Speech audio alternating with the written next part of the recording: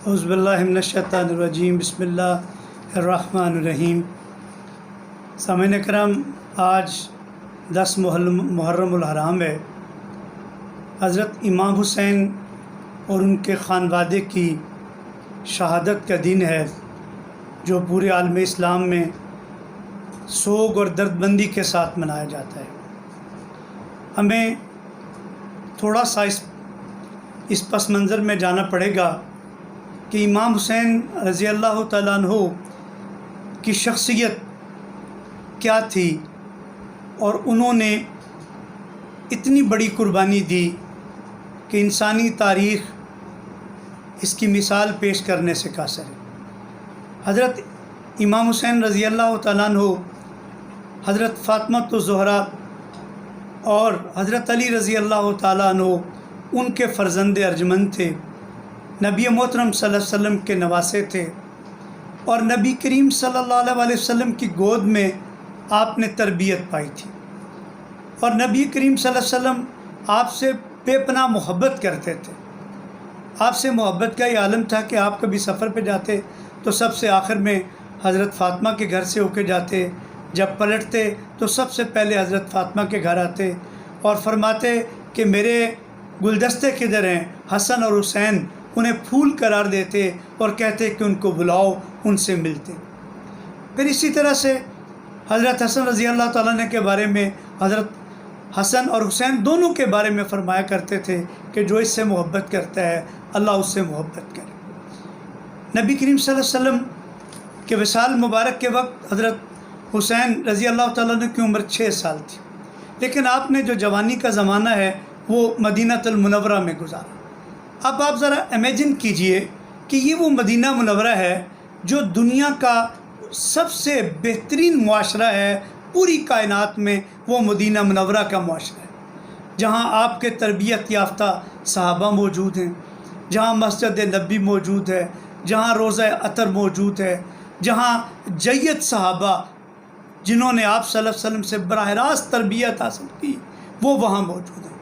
حضرت امام حسین انہی کی صحبت میں پلے بڑے، انہی کی صحبت میں جوان ہیں۔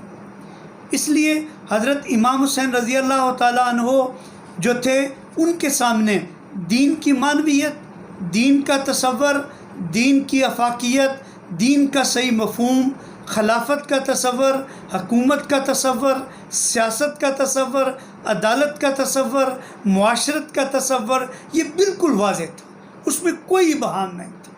انہوں نے 4 خلفائے راشدین کا زمانہ دیکھا تھا۔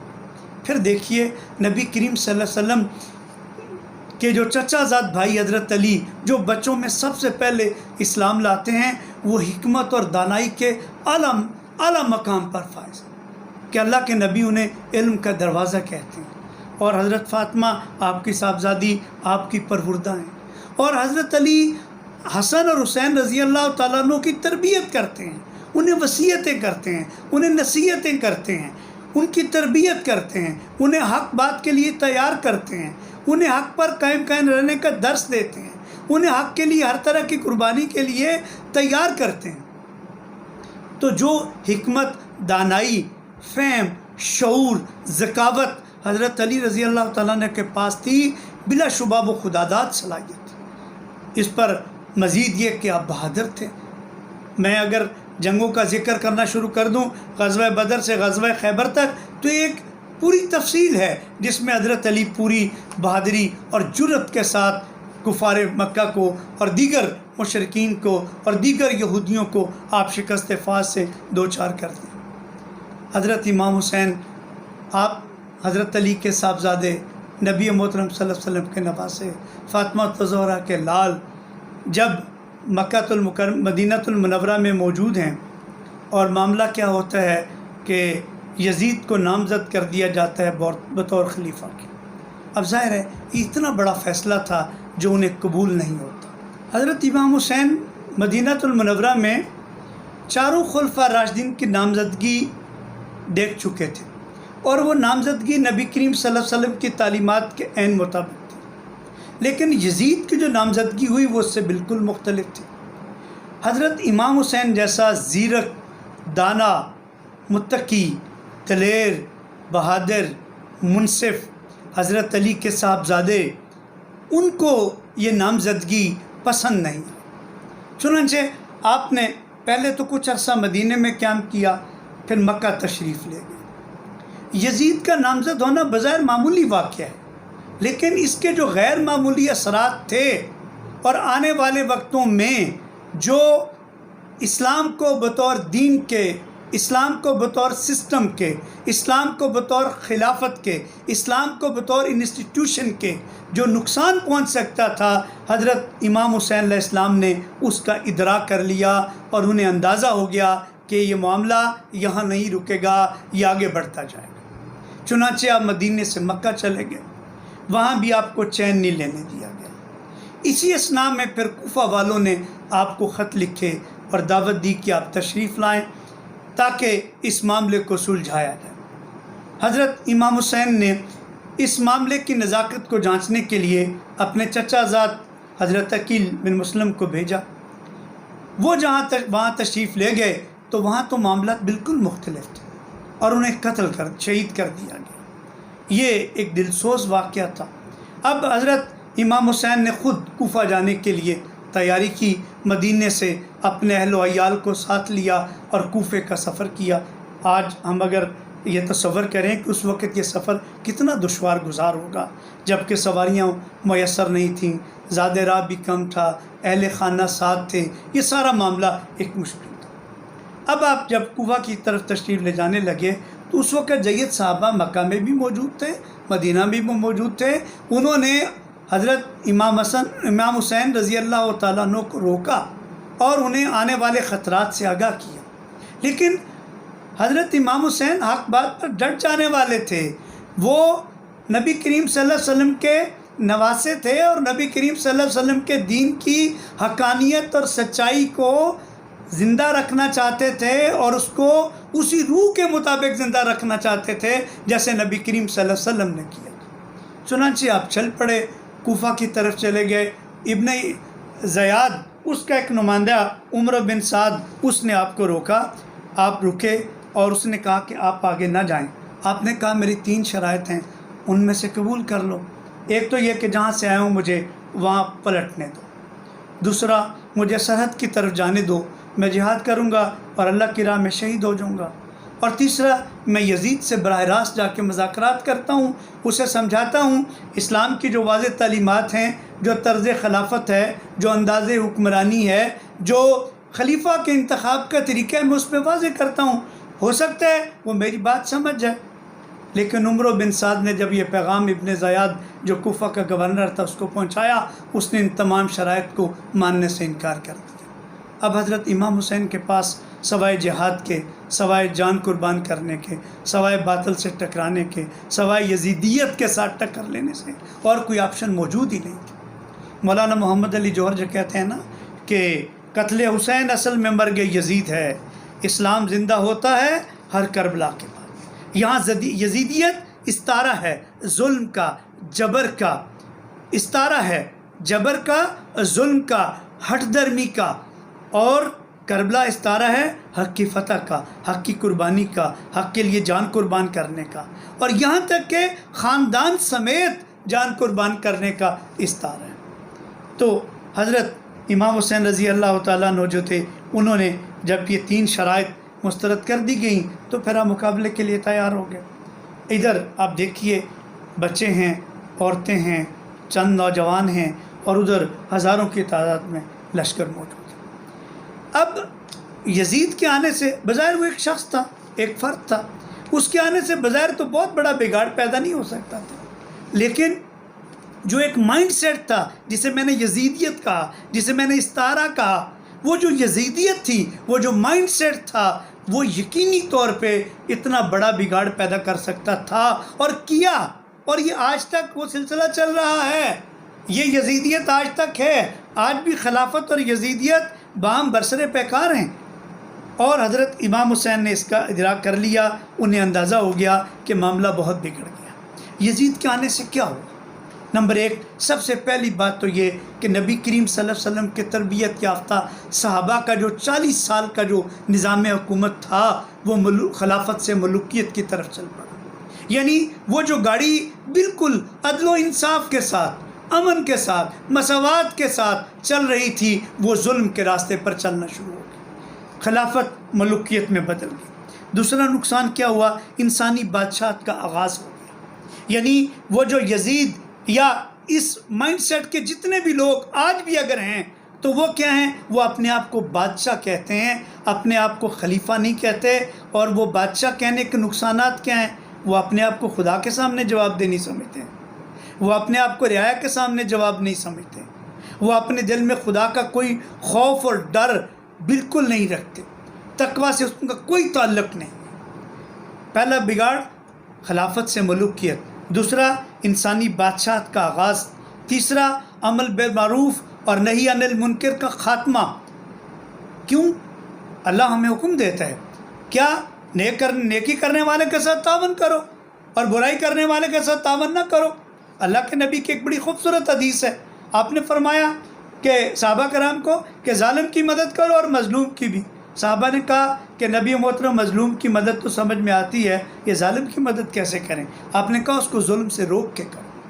تو ہمیں امر بالمعروف و نہی عن المنکر کا جو درس اللہ تعالیٰ نے قرآن میں دیا ہے اس کا خاتمہ ہو گیا، اس لیے کہ جب بادشاہ وقت ہی خود منکرات کے اندر مبتلا ہو جائے گا تو وہ کیسے معروف کی دعوت دے گا؟ تیسرا نقصان کیا ہوا؟ آزادانہ انتخاب کا راستہ رک گیا۔ پہلے آزادانہ انتخاب تھا، جو بھی جیسے عہد حاضر میں ہم ووٹ ڈالتے ہیں، اس سے پہلے جو صاحب علم اور حکمت اور دانا لوگ تھے ان سے رائے لی جاتی تھی، وہ راستہ بند ہو گیا۔ اگلا نقصان کیا ہوا؟ شوریائی خاتمہ کا نظام ہو گیا۔ اسلام کے اندر سورہ شورى میں اللہ تعالیٰ نے ہمیں حکم دیا ہے کہ اپنے مشورے، اپنے جتنے بھی فیصلے ہیں وہ شرعیت کے ساتھ، مشورے کے ساتھ کیا کرو۔ میں یہاں ایک لمحے کے لیے آپ کو بتاتا ہوں، نبی محترم صلی اللہ علیہ وسلم کو جو ہدایت آتی تھی براہ راست میرے رب کی طرف سے آتی تھی، اور نبی کریم صلی اللہ علیہ وسلم کو جو حکم ملتا تھا آپ اس پہ عمل کرتے تھے، لیکن اس کے باوجود آپ صحابہ سے مشورہ کرتے تھے، اور اگر کسی صحابی کی رائے بہتر ہوتی اسے اختیار کرتے تھے۔ میں اگر تفصیل میں نہیں جاتا، واقعہ بدر میں آپ نے جب جگہ کا انتخاب کیا تو ایک صحابی کے مشورے پہ آپ نے اپنا خیمہ دوسری جگہ منتقل کر دیا۔ کیا نقصان ہوا؟ شرعیت کا خاتمہ ہو گیا، اظہار رائے پر پابندی لگ گئی۔ اظہار رائے کی آزادی اسلام دیتا ہے آپ کو۔ عمر فاروق رضی اللہ تعالیٰ عنہ نے، جس کے قول کو روسوں کے ساتھ منسوب کیا جاتا ہے وہ غلط ہے، عمر فاروق رضی اللہ تعالیٰ نے فرمایا تھا کہ جو اللہ تعالیٰ ہے اس نے انسانوں کو، ماؤں نے انسانوں کو آزاد جانا ہے، تم کب سے ان کو غلام بنانے لگ گئے۔ اظہار رائے کی آزادی یہ اسلام ہمیں دیتا ہے، اور وہ کہتا ہے کہ خلیفہ وقت کا بھی احتساب کر سکتے ہو۔ آپ جمعے کی نماز میں عمر فاروق کا وہ واقعہ آپ کے سامنے ہے کہ یہ جو کرتا ہے 2 چادروں سے کیسے بنا، میں تفصیلات میں نہیں جاتا۔ تو اظہار رائے کی آزادی سلب کر گئی۔